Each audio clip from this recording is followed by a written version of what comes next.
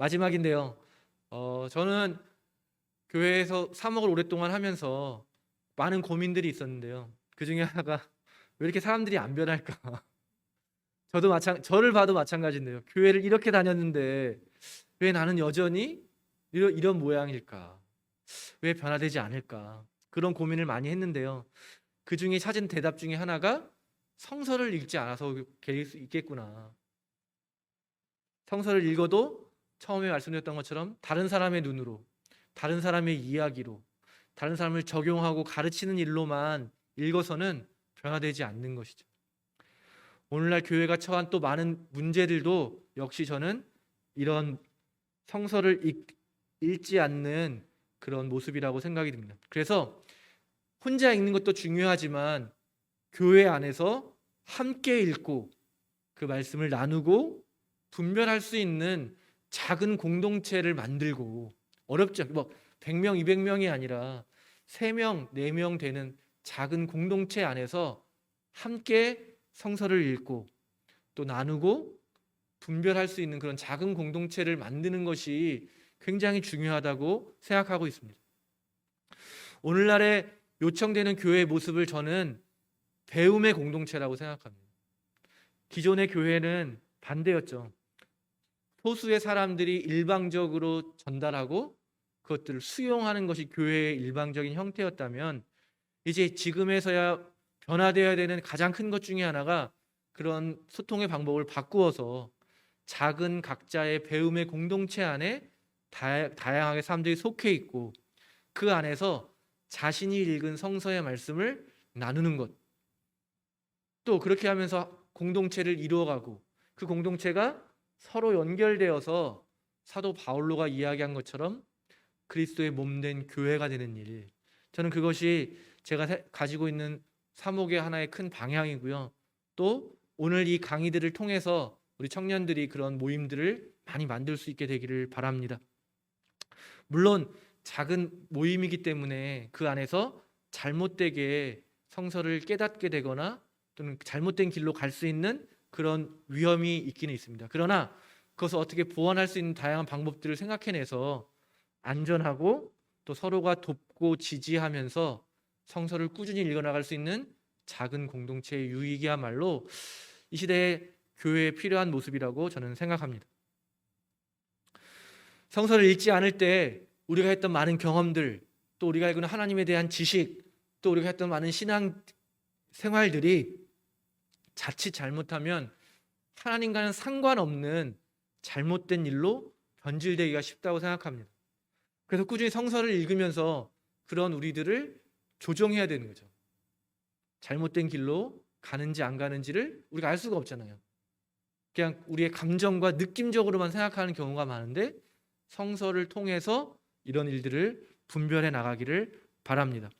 그리고 나의 신앙이 잘 가고 있다는 확신을 가지고 그 성경 말씀이 주시는 그 힘을 가지고 우리가 살아나갔으면 좋겠습니다. 그래서 성서를 함께 읽을 때 첫 번째 나타나는 유익함은 분별이 된다는 거예요. 분별. 내가 읽은 것을 나누는 과정을 통해서 잘못된 것들이 자연스럽게 걸러지는 거죠.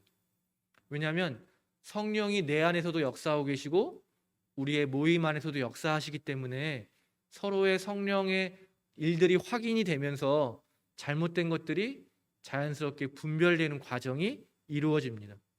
그렇기 때문에 성경을 나 혼자 읽고 묵상하는 것으로 그치는 것보다는 이런 작은 공동체 안에서 그 말씀을 나누고 또 서로가 서로를 깨우쳐주는 그런 역할들을 하는 것이 굉장히 좋다고 생각이 듭니다.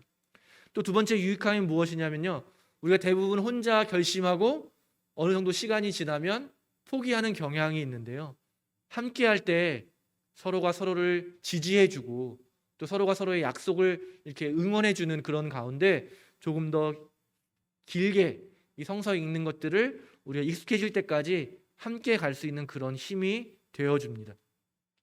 혼자 쉽게 포기하지 않고 함께 조금씩 꾸준하게 서로가 서로를 돕는 이 일이야말로 창조의 원리 안에 담겨있는 중요한 부분이라고 저는 생각하고요.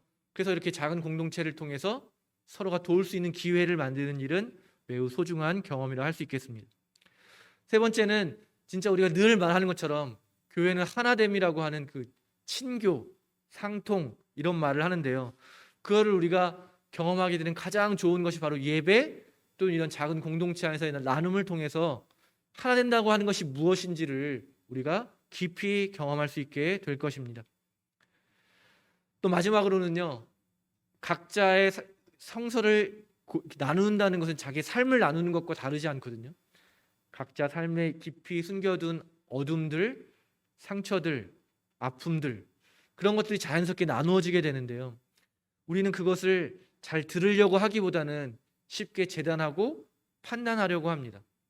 그런데 이런 작은 모임을 통해서 판단과 정죄 이전에 경청하는 훈련들을 우리가 할 수 있고요.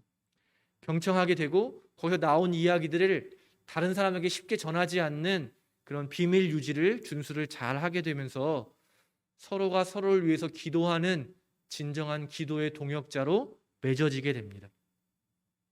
그러니까 그 작은 모임에서 나누는 이야기들을 다른 사람에게 쉽게 전하지 않는 비밀 준수가 중요하고요. 결국에는 그것들을 나의 기도로 함께 기도하는 기도의 또 제목으로 만들어내는 일.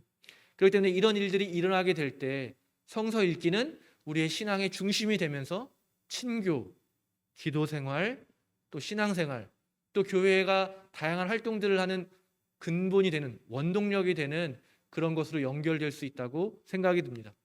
결국 성서를 읽는다는 것은 이런 의미라고 할 때 교회를 새롭게 하는 것이고요. 또 우리의 신앙을 강력하게 만드는 것이고요. 또 이 세상을 구원하시는 하나님의 일, 곧 선교적인 활동 중에 가장 대표적인 일이라고 할 수 있겠습니다.